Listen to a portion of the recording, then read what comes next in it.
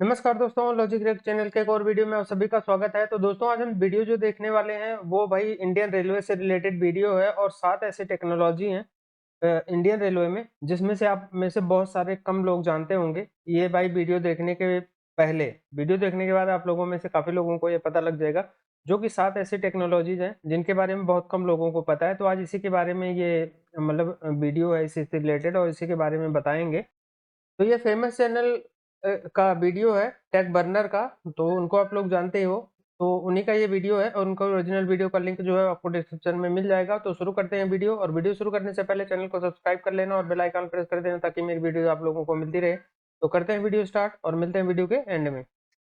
क्या आपको बताएं इंडिया की सबसे महंगी ट्रेन टिकट कितनी है? जो ट्रेन के पीछे एक्स बना होता है उसका क्या राज है? जो पीछे बड़े बड़े मैग्नेट है वो एक्चुअल में मैग्नेट है भी कि नहीं? आप चेन खींचो ट्रेन की तो एकदम से पुलिस को कैसे पता चल जाता है? इंडिया में ही सारी ट्रेनें इतनी ज्यादा लेट क्यों चलती है? और जो ट्रेन में बल्ब और फैन लगा रखे हैं, क्या इनको चुरा के घर लेके जाया जा सकता है? ट्रेन के अंदर इस टाइप के छेद क्यों बने रहते हैं छत के ऊपर? इंडिया में ब्लू कलर की भाई बहुत सारी बड़ी बड़ी ट्रेनें आती थी, वो सारी ट्रेनें एकदम से गायब हो गई हैं। ऐसा क्या हुआ कि भाई सबको गायब करना पड़ेगा? और ये जो येलो येलो कलर की पट्टियां लगती हैं डब्बे के ऊपर, ये क्यों लगाई जाती हैं? ऐसी बहुत सारी टेक्नोलॉजी है, अलग अलग छोटी बड़ी चीजें हैं जो हम सब ने कभी ना कभी देखी है जब ट्रेन में ट्रैवल करा है, बट हम सबको पता नहीं है भाई ये सब क्यों हो रहा है। ये सारी टेक्नोलॉजी छोटी से छोटी बड़ी से बड़ी पूरी ट्रेन के बारे में आपको बताने की कोशिश करेंगे। आज वाला काफी ज्यादा एक्साइटिंग है, एंड तक देखना। आप भी नेक्स्ट टाइम ट्रैवल करोगे अलग ही मजा आ जाएगा और दोस्तों को भी अलग शो ऑफ करने की चीजें जाएंगे।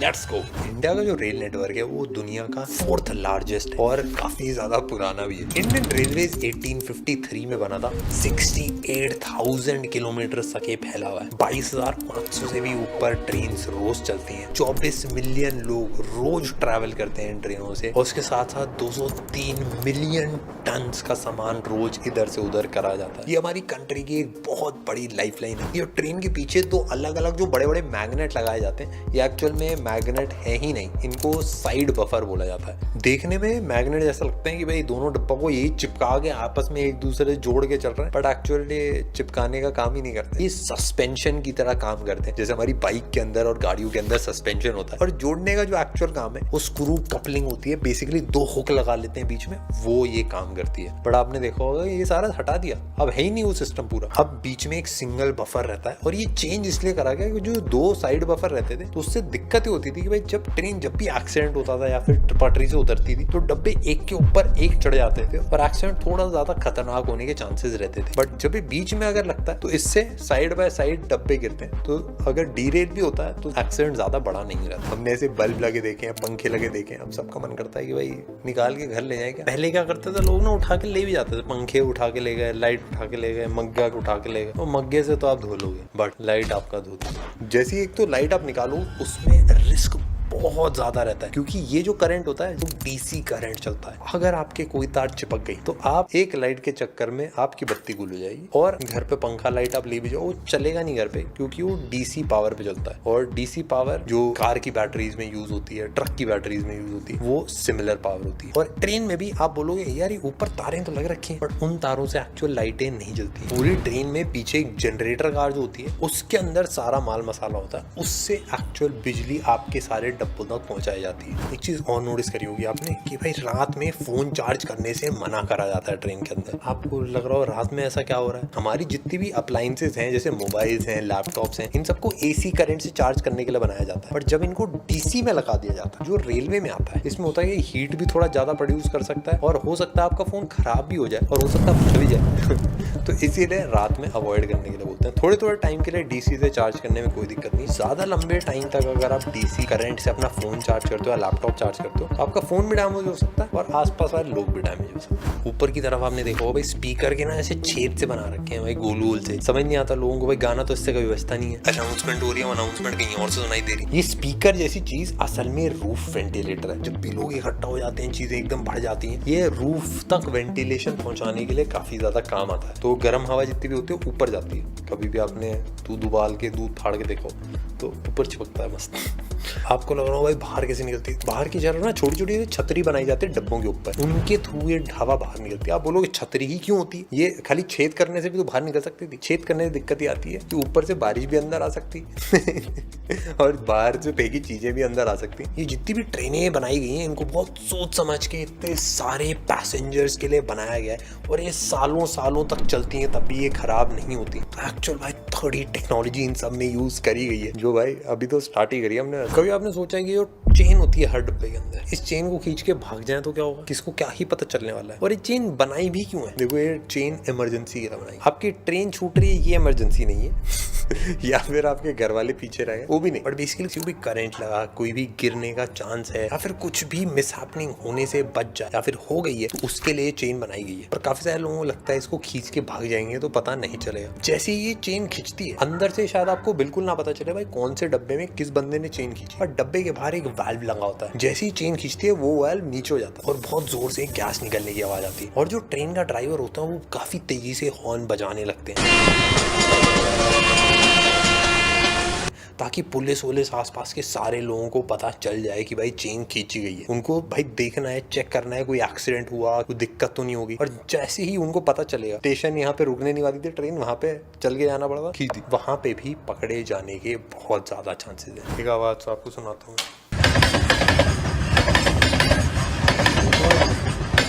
भाई सबको कंफ्यूजन है कि ट्रेन के पहियों की आवाज है या फिर भाई डब्बे हिल रहे हैं या फिर रेलवे ट्रैक में कोई पत्थर फंसा जाता है। नहीं, ऐसा कुछ भी नहीं है होता क्या है कि ट्रेन की पट्टियां ना लंबी होती है, तो जहाँ पे भी जॉइंट होता है ना इन पट्टियों का, तो जब ट्रेन काफी भारी होती है, एक से टायर होकर दूसरे पे जाता है तो एक थोड़ा सा नीचे होता है, एक थोड़ा सा ऊपर रहता है, तो उसकी वजह से हल्की सी आवाज आती है ट्रिक ट्रिक वाली तो यही है भाई सीक्रेट बता दिया। ट्रेन के डब्बे के पीछे कभी नोटिस करो एक्स बना होता है काफी बड़ा सा। आप सोचो भाई एक्स क्यों बना, वाई क्यों नहीं बना, जीरो क्यों नहीं बना, ओ क्यों नहीं बना, दिल क्यों नहीं बना। डब्बे भी तो आपस में प्यार कर सकते हैं, बहुत सीक्रेट रीजन होता है। जब ट्रेन चलती है कभी कभार ऐसा होता है कि जो बीच में हुक से कनेक्टेड होते हैं हुक निकल जाते हैं और कुछ डब्बे पीछे रह जाते हैं, कभी कभार 2 डब्बे, कभी कभार 3 डब्बे। लगता है कि यार ट्रेन आज छोटी लग रही है, तो काफी टाइम ऐसा हुआ कि पता ही नहीं चल रहा था कि भाई डब्बे सारे कंप्लीट हो गए कि नहीं। तो एक सिंपल सा काम करा, पीछे वाले डब्बे पे एक्स लगा दिया, बस ये रीजन है। आप बोलो इतना बड़ा क्यों लगाया, इतना बड़ा इसलिए लगाया ताकि ट्रेन दूर तक भी जा रही है, ट्रेन आगे हो चाहे पीछे हो भाई अच्छे से पता चल जाए। कोई यहाँ टावर से देख रहा हो, कोई हवाई जहाज से देख रहा हो, सबको बताओ लास्ट डब्बा हो गया भाई ट्रेन। आपने जितनी भी ट्रेनें देखी उसके ऊपर लगा रखा होता है ब्लैक कलर का, इसको बोलते हैं पेंटोग्राफ। और ये जितनी भी वायर्स होती हैं वो इससे कनेक्टेड होते हैं और इसी से इंजन में भाई इलेक्ट्रिसिटी जाती है और इसी इलेक्ट्रिसिटी से ट्रेन चल पाती है। बट क्या आपने कभी सोचा ये घिस क्यों नहीं रहा, ये पूरे दिन घिसती रहती हैं तारे बट कुछ खराब नहीं हो रहा, तारे एकदम काली काली दिख रही है ऊपर।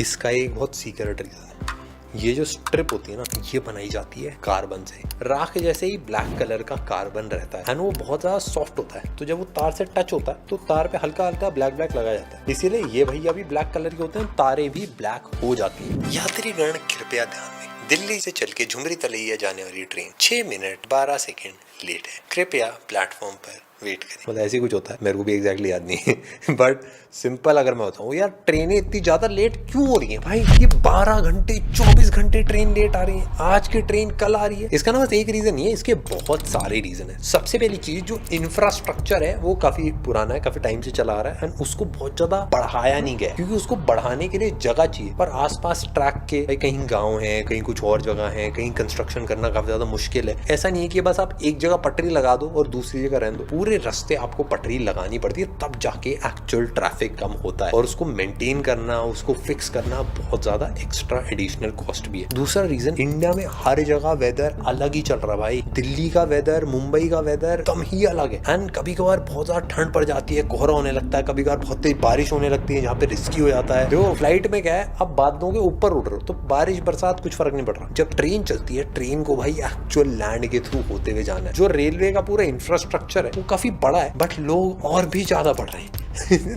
तो ये भी हमको छोटा पड़ रहा है। तो इसीलिए भाई नई नई ट्रेनें लाई जा रही हैं एंड बहुत एडवांस ट्रेनें इंडिया में चलाई जाएंगी। बुलेट ट्रेन हो, रॉकेट ट्रेन हो, भाई बहुत ज्यादा तेज चीजें चलने वाली। भाई देखो मैं आपको बताता हूँ, मैं लाल ट्रेनों में भी बैठा हूँ, फिर उसके बाद नीली ट्रेनों में भी बैठा हूँ। आपने नोटिस करा होगा नीली वाली ट्रेनें गायब हो गई। भाई कहाँ गई नीली ट्रेनें? ये अपने सुंदर दृश्य दिखाती हुई दौड़ाती थी, इधर से उधर लेके जाती थी, बट अब नहीं है। तो अब देखो आपने नोटिस करा होगा रेड और ग्रे वाले डब्बे आ गए हैं। जो पुराने वाले ब्लू कलर के डब्बे थे वो इतने ज्यादा सेफ नहीं थे। आपने नोटिस करा होगा पटरियों पे वो ज्यादा हिलते भी थे, थोड़े से शॉकर्स भी उनके इतने तगड़े नहीं होते थे। तो इसीलिए 2018 में प्रोजेक्ट उत्कृष्ट, इसके अंदर ये सारे डब्बे रिपेयर करे गए या फिर हटाए गए। काफी सारे जो रिपेयर करे गए उनको क्रीम पेंट कर दिया गया एंड अब वो दिखने में कुछ ऐसे दिखते हैं एंड किसी को पता भी नहीं चलता वो ब्लू वाले। और मैं पर्सनली बताऊं, मुझे ब्लू वाला कलर ज्यादा पसंद आता था, क्योंकि ब्लू वाले कलर की अलग सी वाइब होती थी। अब क्रीम वाले कलर थोड़े से गंदे हो जाते हैं, अलग से दिखने लगते हैं। या फिर ऑरेंज पेंट हो जाए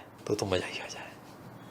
तो आपने ना देखे होंगे भाई हर डब्बे का नंबर होता है, sleeper coach, general coach, S3, A1, A2, but आपने नोटिस करोगे एक 5 डिजिट का एक नंबर लिखा होता है जिसपे अलग अलग 05 ये कुछ समझ नहीं आता भाई क्या लिखा है, बट इसका एक सीक्रेट है। जो पहले 2 डिजिट हैं वो बताते हैं कौन से साल में डब्बा बनाया गया, और जो लास्ट के 3 है वो बताते हैं कि किस क्लास का डब्बा है। 1 से लेके 400 तक मतलब AC डब्बे हैं, अलग अलग कैटेगरी वाले। 201 से 400 तक स्लीपर वाले डब्बे हैं, 401 से 600 तक जनरल डब्बे। तो अगर आपका डब्बा आता है 06497, ये जनरल कैटेगरी का डब्बा है जो 2006 में बना था। और अगर आपको दिखेगी थोड़ा ज्यादा पुराना डब्बा है तो घबराने वाली कोई बात, क्योंकि रेलवे अच्छे से मेंटेन कर रही है। क्या आपको पता है जो वर्ल्ड का सबसे लंबा प्लेटफॉर्म है वो इंडिया में 1500 मीटर मतलब 1.5 किलोमीटर लंबा वो प्लेटफॉर्म है। तो समझ लो आपने फ्रूटी खरीदी और ट्रेन चल पड़ी तो 1.5 किलोमीटर तक चल सकते हो आप। दुनिया का सबसे ऊंचा जो ब्रिज है वो भी इंडिया में बनाया गया। ये चेनाब नदी के ऊपर बना है, 359 मीटर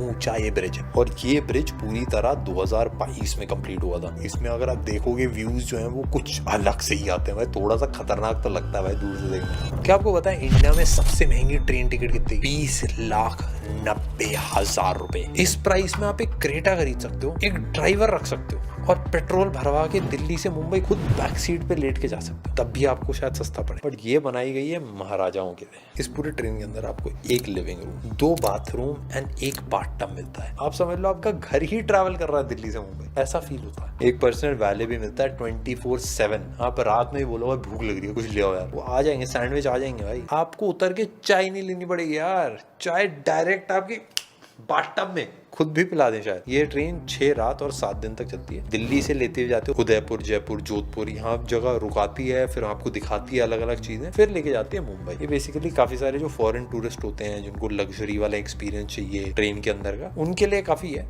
काफी लोग ट्रैवल करते हैं, अलग अलग चीजें एक्सपीरियंस करते हैं, उनको मजा आता है। बट मैं पर्सनली ये एक्सपीरियंस मैंने अभी तक नहीं लिया। क्या आपको पता है इंडियन रेलवे कितना पैसा कमाती है? 2.4 लाख करोड़ रुपए कमाए थे 22-23 में। बस इसका 1% मिल जाए 2400 करोड़ आया, ठीक है कोई बात नहीं, हो जाएगा मामला सेट। वो एक टाइम था जब आप ट्रेन के टॉयलेट में कुछ भी सामान पैंट नीचे कर रहे हो, आपका मोबाइल लुढ़क गया तो सारा विसर्जित हो जाता, क्योंकि सब खुला रहता। और उसमें एक दिक्कत और थी कि मतलब नीचे खटखट देख के ना रुक जाता था सारा जो मामला था वो, मतलब डर के मारे वो तो अब वो सीन हट चुका है। और मैं जब पहली बार प्लेन में चढ़ा था तो मुझे भी लगा था कि यार प्लेन के टॉयलेट भी ऐसे होते हैं क्या, वहाँ पे भी ऊपर पास आते हुए जाते हैं वो, तभी कभी यार बालिश का रंग थोड़ा सा पीला हो जाता और मुझे पता चला कि ऐसा नहीं होता। अब ट्रेन के अंदर बायो टॉयलेट्स लगाए जा रहे हैं। ये बेसिकली एक टॉयलेट होता है जिसमें वेस्ट कलेक्ट होता है और इसके अंदर बैक्टीरिया जो होते हैं वो सारे वेस्ट को कन्वर्ट करते रहते हैं बायो कंपोस्टेबल चीजों में और गैस बना के उड़ाते रहते हैं, तो इनको क्लीन करने की भी जरूरत नहीं पड़ती। क्या जबरदस्त आइडिया बनाया भाई। क्या आपने कभी सोचा है जैसे 2 ट्रेनें सामने आती रहती है आपस में टकरा क्यों नहीं जाती, या फिर एक के पीछे एक टक्कर क्यों नहीं हो जाती? ऑटोमेटिक कैसे पता चल जाता है ट्रैक चेंज करना है, कौन सी ट्रेन कहाँ से जा रही है? क्योंकि काफी टाइम भी ये होता है कि मतलब एक ट्रेन सेम ट्रैक से इस तरफ जा रही है राइट में और सेम ट्रैक से दूसरी ट्रेन लेफ्ट जा रही है, तो ये आपस में टकरा क्यों नहीं रही है? तो इसका एक रीजन, एक ऑटोमेटिक ब्लॉक सिग्नलिंग सिस्टम होता है। जब तक एक ट्रेन एक पर्टिकुलर डिस्टेंस कवर नहीं कर लेती तब तक दूसरी ट्रेन को सिग्नल नहीं मिलता आगे जाने का। तो 2 ट्रेन के बीच में एक डिस्टेंस रहता है एक मिनिमम, तो समझ लो 2 ट्रेनें जा रही है, ठीक है, यहाँ पे एक सिग्नल है, यहाँ पे एक सिग्नल, इसमें ग्रीन है, इस पे रेड है। जैसे ही इसको पार कर लिया पूरा तो इसमें रेड हो जाएगा, इसमें ग्रीन हो जाएगा, परफेक्ट। तो पीछे वाली ट्रेन आ जाएगी। कवच करके एक एंटी कोलिजन सिस्टम बनाया गया इंडिया में। ये सिस्टम ट्रेनों की टक्कर होने से रोक लेता है। ये बेसिकली जो ड्राइवर होता है उसको एडवांस में अलर्ट कर देता है कि भाई रेड सिग्नल आने वाला है, और कोई भी इमरजेंसी होती है तो SOS मैसेजेस भी ये दे देता है। ये अभी रिसेंटली लॉन्च हुआ है, उसको इंस्टॉल करने की कॉस्ट 50 लाख 1 किलोमीटर की। तो अभी ये सेटअप करा जा रहा है ताकि भाई कहीं पे भी कोई भी टक्कर वाला मामला बिल्कुल ना हो। देखो काफी लोग होते हैं उनको ना अपना प्राइवेट जेट चाहिए होता है कि अपना जेट चलाएंगे प्राइवेट, वो हवा में आसमान में उड़ाएंगे। और काफी लोग प्राइवेट यॉट चलाते हैं अपनी वो शो ऑफ करने के लिए, ये देख बेटा। बट कभी आपने सोचा कि प्राइवेट ट्रेनें क्यों नहीं होती भाई?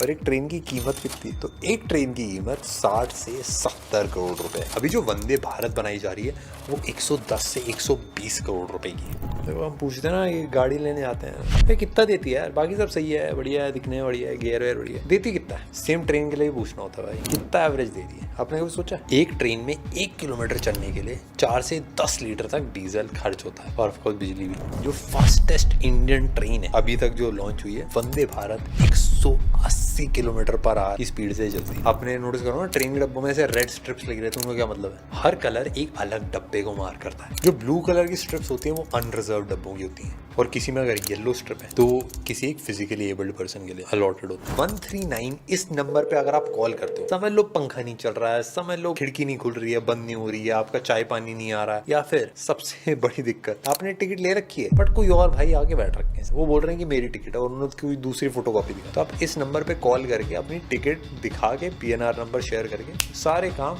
तेजी से हो जाते हैं। हमारे सुमन भाई ने ट्राई करा, उनके पास पानी खत्म हो गया था, पानी आ गया था भाई काफी तेजी से। अगर आप जनरल डब्बों में हो तो ये ट्रिक काम नहीं करेगी। चलो भाई हमने सारा अंदर का सच भाई ट्रेनों में क्या हो रहा है, कैसे हो रहा है, सब कुछ बताने की कोशिश करी थी। टेक्नोलॉजी थी, आई होप आपको सब पता चल गई होंगी। और अब भाई जब भी जा रहे हो ट्रेन के अंदर शो ऑफ मारना, लोगों को बताना, मजा आएगा। और आई होप भाई आप मुझे सब पता है। और हम मिलते हैं आपसे नेक्स्ट वीडियो। अच्छा फिर वो पता क्या कहेंगे? पहले तो रियली अप्रिशिएट के इतनी जबरदस्त और इन्फॉर्मेटिव सी, जिसको ज्यादा इन्फॉर्मेशन होगी वो पता क्या कहेंगे, यार इसके बुक कहीं रेलवे में इसलिए इसको पता है, वो उनको बताते होंगे, लेकिन ये मोस्टली तो यही सोचेंगे।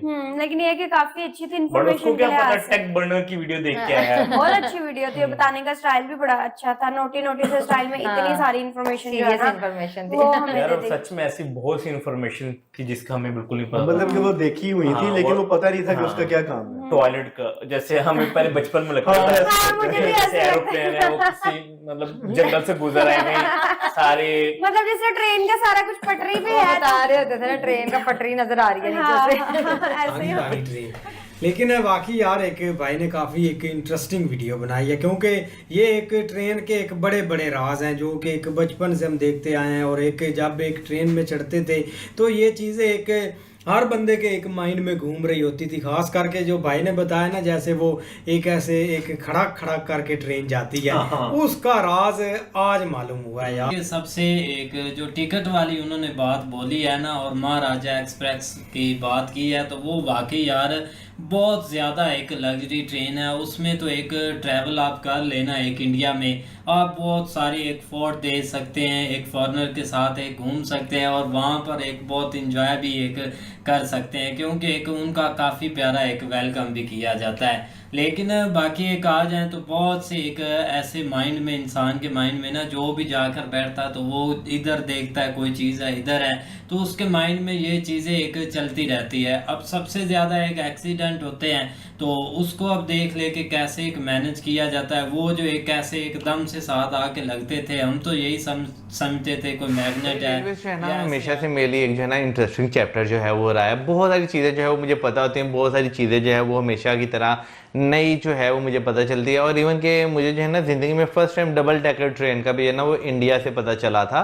कि जब मैं वीडियोस देखा करता था भाई रेलवेज की, तो मेरे सामने आया था कि भाई इंडिया में डबल डेकर AC ट्रेन जो है वो चली है। अच्छा आज की वीडियो में तुम्हारे लिए क्या नई चीजें थी? आज के वो वेंटिलेशन वाला जो है ना वो मैं हमेशा ना सोचती होती थी कि ये ऊपर क्यों होता है, और अक्सर लोग उसके ऊपर बैठे भी होते थे। मुझे पता क्या लगता था, हमेशा ये लगता था कि जिस रूट पे ओवर क्राउडेड ट्रेन चलती है ना, वहाँ पे लोग जो ऊपर बैठते हैं उनके पकड़ने के लिए कि क्या ना वो गिरे ना। मुझे भी ये लगता था। काफी इंफॉर्मेटिव वीडियो था ना, डीपली उन्होंने काफी चीजें हमने ये नंबर जो ऊपर होते हैं कभी नोटिस नहीं किया कि किस लिए होते हैं। मतलब उससे आइडिया हो जाता है कि यार कौन सा जो कोच है वो किस ईयर में बनी थी, किस ईयर में बनी थी। और अच्छा मोस्टली इंडिया पाकिस्तान के जो है ये सिमिलर ही हैं, ये साइंस ये वो सारी चीजें।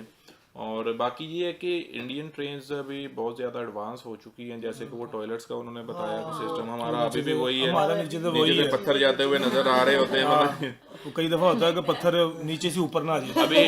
अभी नीचे से ऊपर तो खैर बड़ी मुश्किल से आएगा, अगर आएगा तो फिर वही कह रहा ना, पत्थरों आ से गया तो टकराएगा, फिर फिर पत्थरों से टकरा के फिर चला जाएगा। नहीं कई दफा यार मैं आज सब मुझे इसमें 70% बातें नहीं पता थी, 30% मुझे इसमें तकरीबन भाई 80% नहीं पता थी, सही बोलूं तो। और आपको ये बताओ किसको पता थी ये सब कुछ, ये खटाखट की आवाज, और वो एक्स वाला मुझे पता था, एक्स वाला मुझे नहीं पता था और मुझे वो नहीं पता था कि उसमें पूरा एक बोगी या एक इस तरह होता है, पूरा वो जनरेटर होता है, मैं ये समझता हूँ ऊपर से ले रहा है, लगा हुआ है। मैं समझता हूँ वही तारों से बिजली ले रहा है। अच्छा, मैं आज तक ये समझता रहा हूँ, मैं आपको सच बता रहा हूँ। देखो यार, मुझे नहीं पता इस चीज का।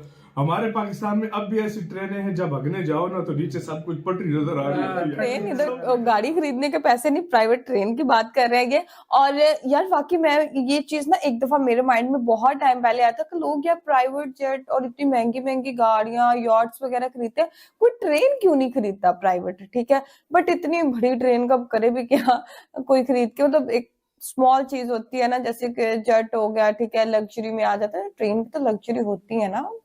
क्या है इसका क्या मसला है, तुम लोग मुझे इसका आंसर दो। Audio Jungle।